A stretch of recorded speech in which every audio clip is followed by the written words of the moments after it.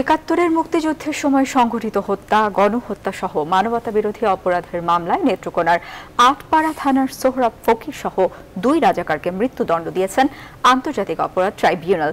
দণ্ডিত অপরাসামী শান্তি কমিটির সদস্য ও রাজাকার হেদায়েতুল্লাহ।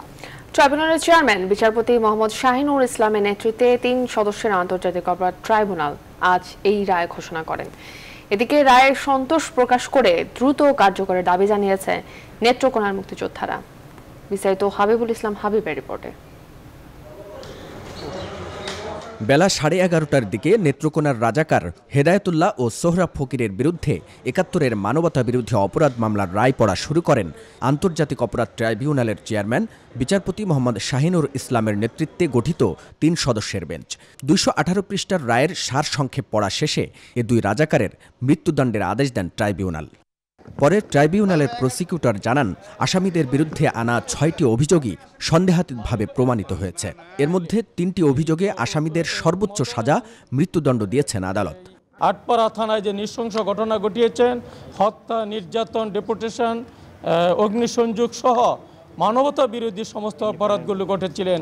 আমরা 6টি চার্জ তুলে নিয়ে আসা হয়েছিল, যার মধ্যে মাননীয় আদালত চার্জ নাম্বার 4-এ গণহত্যাকে স্বীকৃতি দিয়েছেন।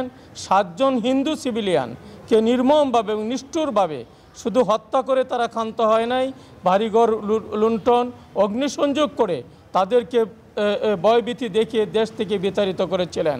2 আসামির মধ্যে কারাগারে থাকা সোহরাব আলী রায়ের সময় আদালতে উপস্থিত ছিলেন। আরেক আসামি হেদায়েতুল্লাহ ওরফে আঞ্জু বিএসসি পলাতক রয়েছেন।